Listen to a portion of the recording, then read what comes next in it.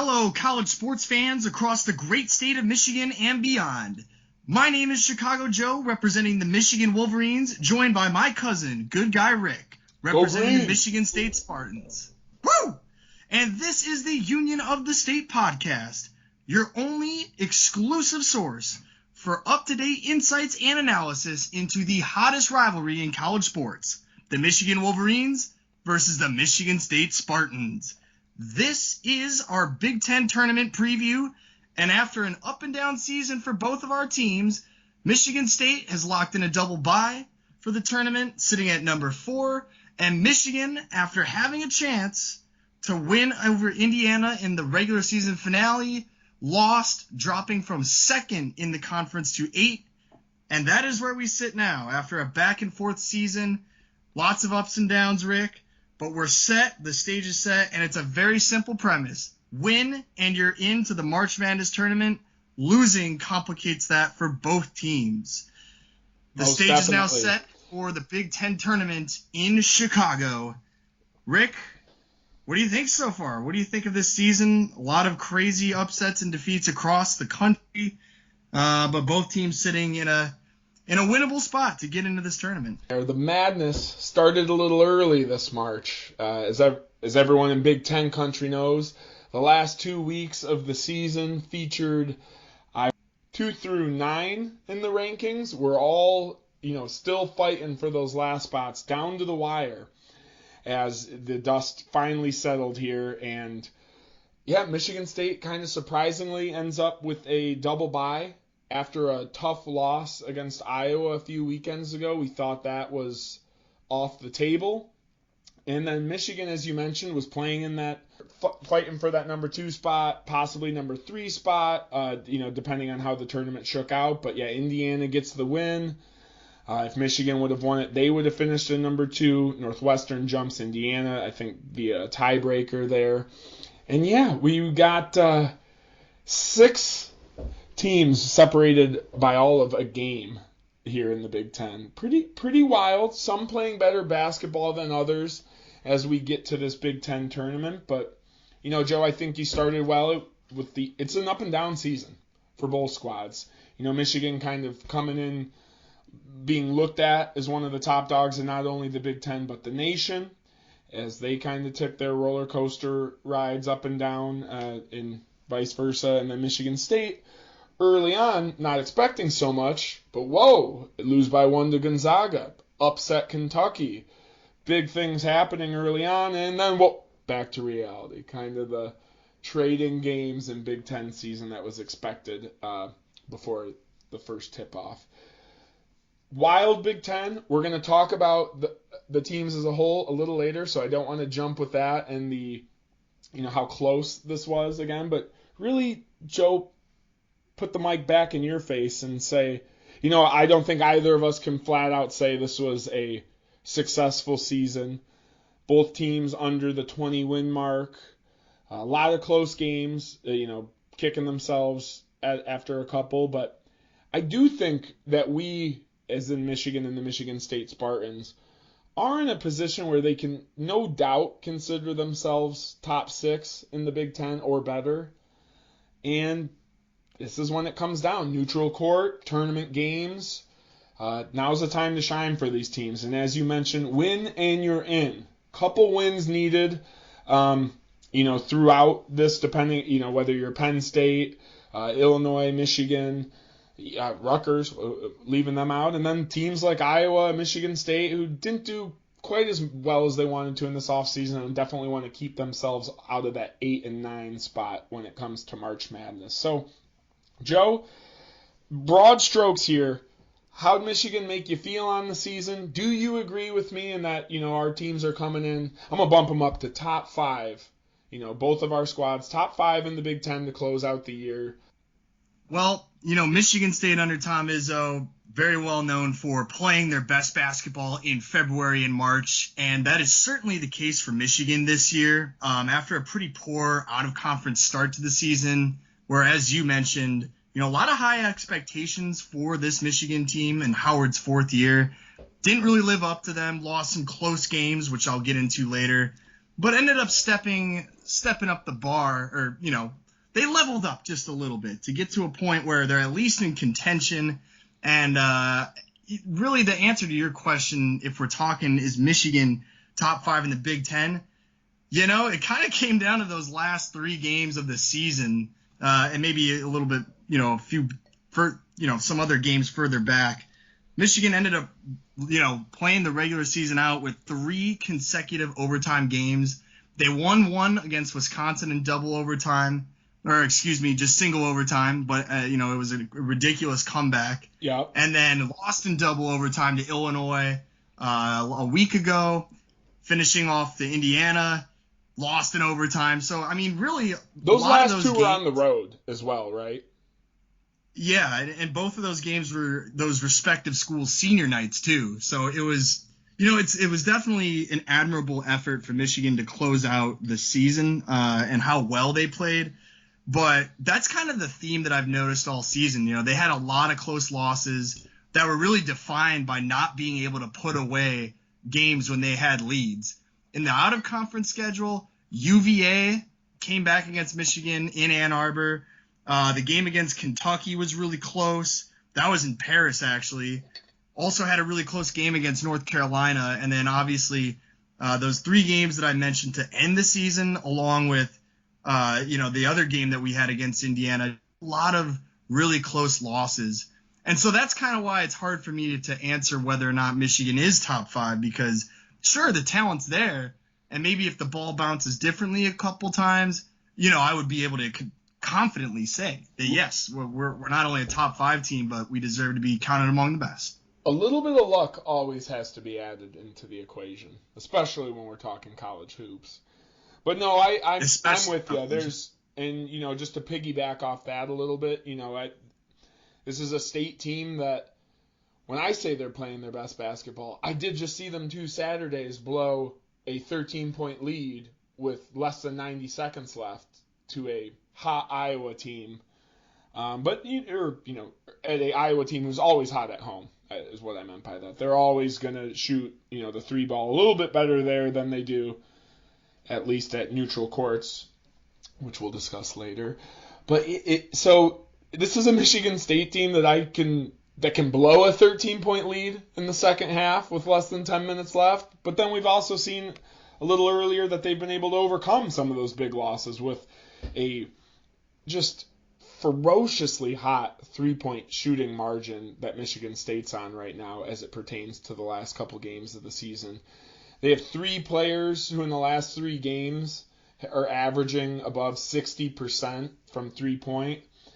And that's with one of our Achilles heels all season being the lack of a big man. That's really the best way to help break up that zone defense that's not letting you get down there against, a Zach Edey, a Hunter Dickinson. It's like, the pieces are there for a run. The pieces are there to compete for some hardware. But we're going to need that equation to be stacked in our favor. And like I said, just a little bit of luck both ways. A rebound bounces this way, a 3-pointer falls, but these are teams that are heavy on talent, and a lot of the times the NCAA tournament, as well as the Big Ten tournament, can be decided on who's got more of that, A1 level talent. Absolutely. And this entire year has just been marked with dramatic upsets. There hasn't been a decisive, clear-cut number one basically the entire season. Purdue, Alabama, and Houston have sort of been trading that around really since November. There just hasn't been that dominant like Duke or North Carolina team. And with that being said, the ACC is having a historically underperforming year here. I was going to say, is UNC going to make the tournament? Well, currently they're listed in the last 4 out after losing to Duke in their season finale. So they're sort of on the outside looking in, and Michigan also sort of being in that same boat right now. And really the reason is they just weren't able to score that decisive victory, though they did have their chances. And I'm speaking for not just those 2 schools, but a lot of schools. So it has been an interesting year. But I want to get back to your thoughts on Michigan State season before we start looking forward. I know it's very easy to sort of get caught looking into the crystal ball, but before we can do that, wanted to turn to Michigan State. who also had an up and down year, as I mentioned at the beginning of the segment. Almost beat Gonzaga on the battleship, and had a couple of games like that in the year where they had some really nice wins that they scored, played pretty consistent throughout the Big Ten play. Maybe had some games slip through their fingers, but overall a pretty solid season given the expectations to start off. Yeah, no, I agree. Anytime, you're finishing almost 500 like this in the Big Ten, you don't feel like it's there, but 5 losses that we were winning by more than double digits in the second half that we let slip through the fingers there. Really the only one that I'm like pounding the table on, wish we could get back, was the Purdue game on January 16th. Purdue at home, and junior point guard leaves a couple free throws on the table, but that's not the whole story because obviously he had a great game before that point. But you lose by 1 there to Purdue in January. That'd be a real game-changing win if you could have, flipped that on them. Overall, coming out of the end of the non-conference schedule, though, as we were on the heels of Jaden Akins and Malik Hall both being injured and collectively being out for multiple games together, as well as when one of them came back, the other one was still out. So there's been, I think part of the reason why State's clicking now is just that small ball lineup with Tyson Walker, AJ Hoggard, Jaden Akins, Malik Hall, and Joey Hauser hasn't gotten the minutes to play together, but now in these last couple games, or over this last couple weeks, you're seeing them become the most efficient version of that, but there's still some communication issues that come from that, whether that be mostly on defense when it comes to switching, just not getting the minutes and the run together. But that's why I do think the State team is rounding into form in the traditional Tom Izzo fashion here as we record on March 7th. If you grab me at the right time of the day, you could get me saying that we flame out first week, or you could get me saying I'm pegging them for the Final Four, book the tickets to Houston. I mean, this is just what happens at the end of the season. You love to love your guys. Obviously the wounds are still fresh, but you're ready to look over the horizon. So I'll just wrap it up with, overall, it was successful is not the right word, but it was a good season from Tom Izzo, but just like anyone who's saying it's a bad season, it's like sometimes you're 3 or 4 games breaking the other way from it. Very much saying, oh, it was a good season. It's what we need going into next year, where he's got a really good recruiting class coming in. You don't want to give anyone flowers for what happened here, but ultimately it's some season with there's still some stuff to fight for. You got the double bye. You can make March, and a lot of the times what you do in March is ultimately what you remember. So I'd say whether it be Michigan State, or just looking at some of the other schools here, Iowa, Indiana, it is really going to be how you end the season as it comes to this tournament, as well as the NCAA tournament, to be able to call it one way or the other. I mean, I think I joke around this with people that bet. A lot of these guys at my work, they're always like trying to bet on Big Ten games. And I've been saying since the very beginning of the conference play that I wouldn't bet anything on any of these games because it's just been full of upsets and unpredictable, sort of outcomes. Northwestern upsets Purdue, Indiana sweeps Purdue twice, and then they turn around and get blown out by Iowa. Michigan beats Northwestern twice, and then they have a couple bad losses as well. A lot of just contradictions where as soon as you think that one team has turned a corner and they're really going to separate themselves from the rest of the pack, that they end up giving it back in usually a pretty embarrassing fashion. Mm-hmm. I think Michigan was pretty close to that point in a couple different moments in the season. So all that goes to say is I think whatever team is playing the hottest has the best chance, not only in the Big Ten tournament, but also in the national tournament as well. So, definitely going to be interesting. And like you said, I think the brackets this year are going to be completely screwed up as, it's just going to come down to who makes a big shot, I think. That's really what's going to happen here. With that, Joe, take us into the Big Ten tournament. We're pulling it up now. Obviously, we're going to highlight Rutgers versus Michigan game 1, and then we'll get into a game that's more or less going to be Michigan State, Iowa. Well, allow me to talk about my team first, and then, we can maybe explore some of the other possibilities. Yeah, it's so Michigan played Rutgers 2 weeks ago, and Rutgers has been on a downslide. Michigan held them to 45 points, and that was in Piscataway, New Jersey. Talk about defense. Yeah, the defense is a big reason why Michigan had been playing better towards the end of the season. The other reason being, too, they had some shooters. And the last episode of this podcast we did, which had been a while ago, I sort of mentioned that was the biggest problem with Michigan at the time, was that, they got Hunter Dickinson, and that's all fine and dandy. But I don't want this to be like the Zach Edey curse. And why I think Purdue's kind of fallen off a little bit is because people are starting to crack Zach Edey, and everybody knows that Dickinson is the man to stop for Michigan. So once they started to play him tougher, and literally focus their entire defensive strategy around stopping Dickinson, that's why Michigan started off the year so badly, because there was no other reliable option. There weren't any confident three-point shooters, or at least any consistent three-point scoring from really any of the other players. A big reason that was the case is because Michigan has a very young team this year. And as the year went on, we saw some great potential from our freshman guard, Dougie Buckets McDaniel, who's been playing really well down the stretch. Kobe Buffkin, the sophomore from Grand Rapids, he's also really stepped up, and they've showed a lot of promise. They can attack the basket. They're good at passing the ball out, and they're shooting when Dickinson's getting double teamed and they get the ball. They've really improved their three-point shooting, for the most part. Now, I would surmise the following for why this team still has big problems ahead of them. And the reason is they're not able to close out these big games. Why is that? Because they're an inexperienced team, I'm going to sound the alarm on Juwan Howard and his coaching ability. Because with an inexperienced team, hot take alert here. But with an inexperienced team, you really need good coaching or disciplined leadership from players on the court that can sort of provide guidance and get the team over the hump.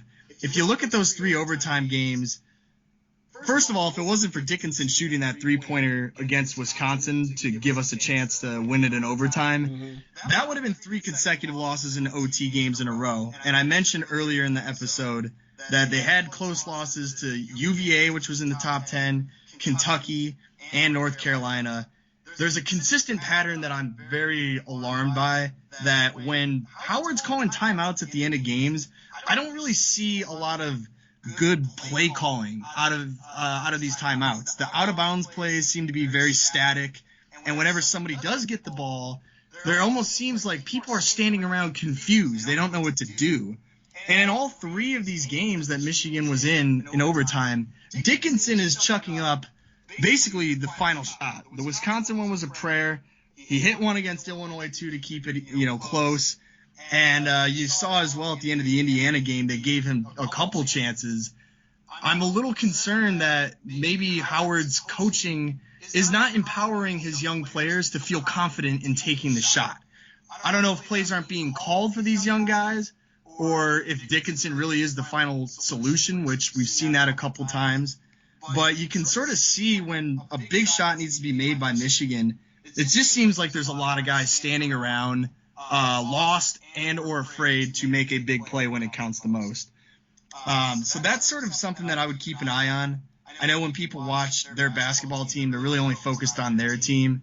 I would encourage you next time you watch Michigan, which will be this Thursday, if there's a play out of bounds, what is Howard calling up? What is the offensive strategy? Because time and time again, the coaching has let this team down when it matters most. And young players need discipline, guidance, and ultimately need to be supported to act on their own if the play breaks down. And for those reasons, you've seen Michigan go cold at the end of games when it matters most. As the players start to stiffen up, they don't feel as confident moving around and scoring. And that also affects the shooting as well towards the end of the game when, it turns into an ISO play and then the defense can easily lock up that one player. So going into this Rutgers game, Rutgers is definitely still a dangerous team. They're a very good 9 seed, as we're a very tough 8 seed. But if this is another close game, there's a problem because of how many close games we've lost, that you're starting to see the lack of confidence is growing. Hey, we've been here before. What happened last time? We choked. We couldn't do it. Is doubt starting to creep in for these young Michigan players? Just as winning can be contagious, losing can too. And especially that's the case when you're talking about close games, as usually you'd want to rely on experience. Like, hey, we've been here before. How did we overcome when we didn't think we could pull it out? And I don't think Michigan has any experience this year where they can draw on looking back and saying, hey, we won a close game, and here's how we did it, with the exception, of course, being the Wisconsin game. And like I said, if it wasn't for Dickinson hitting that improbable shot, then that would just have been another loss. That's sort of my biggest thoughts on the season so far, and I don't have any confidence, and I felt myself during that Indiana game too. I didn't have any confidence that we were going to find a way to dig it out, because the entire season they haven't been able to dig it out in those situations. I still think we should win, and if we don't win, the season's definitely over. Had they won those games against Illinois and Indiana, we're talking about something completely different, and then Michigan's probably playing only on Friday instead of Thursday. But they've built this situation for themselves, and let's see if they can dig it out this time. But unfortunately, I'm not very confident. So it's been a troubling year in that sense. But if some players stay around for next year, I'm sorry, I'm already looking at next year. We should have been only focusing on this game against Rutgers. But if Dickinson stays and Buffkin stays, he's a sophomore now. There's some promise on this team, and maybe eventually, as these guys get more experience under their belts, that they could find a blueprint that will eventually work for them when it comes down to crunch time. So I'm taking Michigan over Rutgers as well. Am I reading between the lines there that you think Jet Howard is gone? I think so. I think that's kind of how I'm feeling about it. I mean, again, he's a freshman, so I really would not want to see that. No, yeah, not. Jace is a junior, so yeah. But either way, there's definitely some concern within the program that somebody in this core is going to leave, and that's going to complicate things. Got it. That's always tough, and it's a little bit too with MSU. We're in that double-edged sword. Sometimes some of what makes them dangerous also can be what you're concerned about, and that's where, as I was talking about how good Michigan State has been from the 3-point line specifically over the last couple games, and that's where a lot of scoring and offensive efficiency has been made up. That's a live by the sword, die by the sword thing. So I'm a little worried, is that lack of a big man going to haunt you, not only in this Big Ten tournament, but in the NCAA tournament, depending on the draw you get there. It's gonna be a but yeah, so who are you most afraid to see in this tournament? And it could be somebody on this side of the bracket that we're both in right now, or if you're looking further down the road, who would you not want to play at this point? See, I think off the cuff, my answer is Purdue.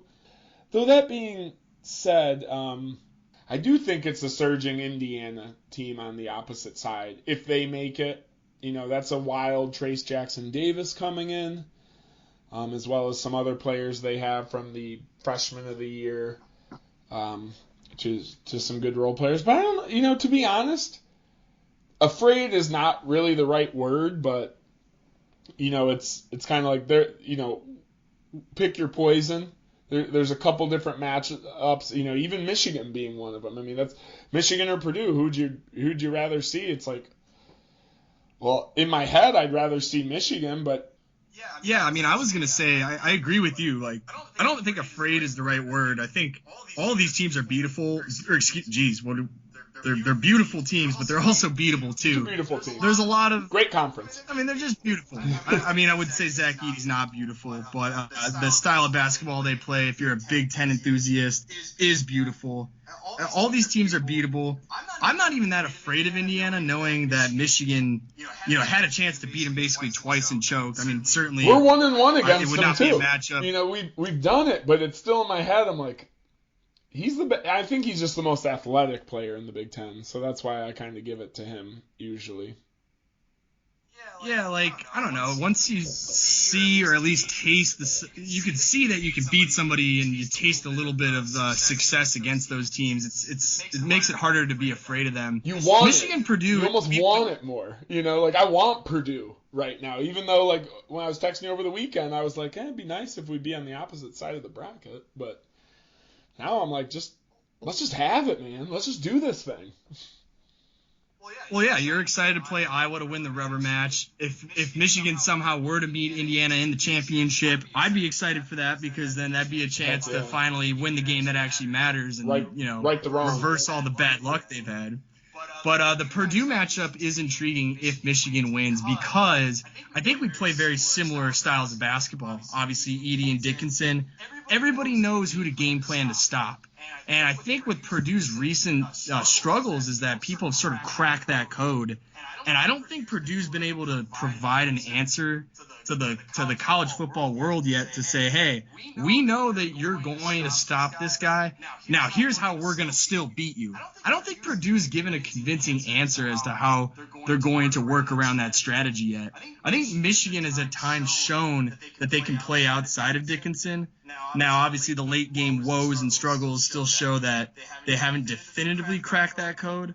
But all it takes is one shot in those big games, and this is exactly when legends are made in March. So I'm not even that afraid of Purdue. I was just going to go back and say kind of what you said. I think Michigan State, if that matchup happens in the semi, that'd be fun. That'd be one that I'm afraid of.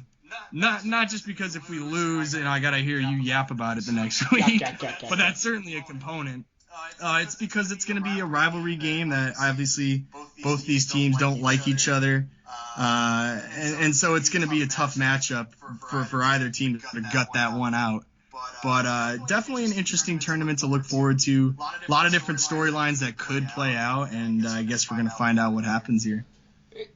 You kind of nailed it on the head for me. And even as I'm looking across it, and I want the Iowa game, they're a scary team too. Chris Murray shooting with the rest of the Hawkeyes that they have from 3-point, they're a very dangerous team. So that's actually a draw that's pretty tough for MSU opening game, but one that, as you're wanting the Indiana game, one that we want back immediately. So you're picking Rutgers, I'm picking Rutgers, I'm sorry, you're picking Michigan against Rutgers, I'm picking Michigan against Rutgers. Michigan State, Iowa's, if it happens, going to be pretty tight. I'm going to take the Spartans. Honestly, that's even a coin flip. I think you're probably, if anything, rooting for the state match just because it would be a little bit more fun being in your hometown there. But I get what you mean too. Whereas that adds a little extra something to what's just a Big Ten conference game then. So ready for some more craziness to unfold here as we move in to the Big Ten tournament. Love that Chicago 2023 script at the bottom. Glad you got me to focus in on that. But yeah, Wild. Hey, Michigan fans travel well. They're going to travel better than Rutgers fans, and they'll probably be there more prevalent than Purdue. So, hey, let's see if it's possible. Let's see if maybe they get a little juice from the crowd. Most definitely. Could be a fun one. I don't think anyone I think you'd have to put the two Michigan and Michigan State squad right at the top for where it comes to fans that would travel for this thing, not counting Northwestern and Illinois because the travel element's kind of evaporated. IU then number 3. So I think those are the 3 biggest traveling schools for this game. Yep. Come at me, Iowa. Get it. You're number 4, maybe. No, but so now let's just take one. Let's wrap up the show. If you had to put your last dollar on it, so that's an important dollar to be spending, who, as we sit here on Tuesday, March 7th, Chicago Joe, are you putting that dollar on to come away the Big Ten tournament champion March 12th? Circa 2022. I'll say Indiana. I think Indiana could be playing either you guys or Purdue. And Purdue hasn't had an answer for Indiana this season. And while it may make sense to go for them over Indiana, I don't see their recent track record as any indication that they can get over it. So I'm going to go with Indiana over Purdue. Final answer. I like it. It's a tough dollar to spend. I'm going to go Michigan State. I'm going to do it. Gosh, You know why I'm going to do it? Because I know I won't do it come NCAA tournament, so why not take a little stab now? I just don't see Iowa playing as well on the road, so I like State in the first game. I'd love it for it to be Michigan versus Michigan State in the finale. And you know what? I'm going to take Michigan State over Northwestern in the Big Ten championship. I'm going to put the Wildcats where I just didn't think I could 30 minutes ago. I'm saying they take down Indiana, and then they set up a Michigan State versus Northwestern game where Bo Buie gets one more chance to put a dagger in the heart of us Michigan State Spartans. I like that pick. I think a lot of people are overlooking Northwestern.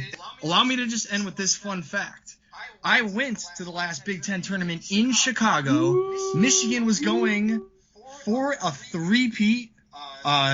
Basically a trifecta, 3 Big Ten tournament championships in a row. And we lost to you guys, Michigan State, in the championship. So Michigan State has some history winning in Chicago, to my dismay. So I don't think it's a very crazy pick. I don't think so. We're sitting here on Tuesday trying to look into this, into the future here. But you got to realize, these are college kids. If we get a win over Purdue, then I think we're going to go all the way. Yep. But I could also see us losing to Purdue and or losing to Rutgers. And if either of those happen, our season is over. I think we have to beat Purdue. I think we at least have to make it to the championship of this tournament, or at least play very, very well on the semis in order to make it into the tournament. I do think and that maybe would with our lock it backs in. against the wall. I think it would too, and they know that. So they're playing with their backs against the wall, and they're gonna need a lot of help from some other teams that they're gonna have to lose for Michigan to sort of sneak by. But it's kind of the beauty of this time of the season, right? It sure is. It's simply madness, Joseph. And with that, does it. Another hot episode of the Union of the State podcast. The only podcast to get your dual coverage of the Michigan Wolverines and Michigan State Spartans. I'm Good Guy Rick. And I'm Chicago Joe. And we would just want to say thank you. Joe, any last words to end on? Are you going to any games? I might go on Friday if we make it there. We gotta... I don't know. It's tough with St. Patty's Day weekend coming up. A lot of people visiting to see the river get dyed green. And there's another reason why the Spartans could win. If the river's getting dyed green, there's a lot of green energy flowing through the Chicago city. So oh my gosh, it's gonna be fun. Don't do this to me. Well, I'm rooting for the win over Rutgers, so you can go to that game, brother. And as always, go green and go blue.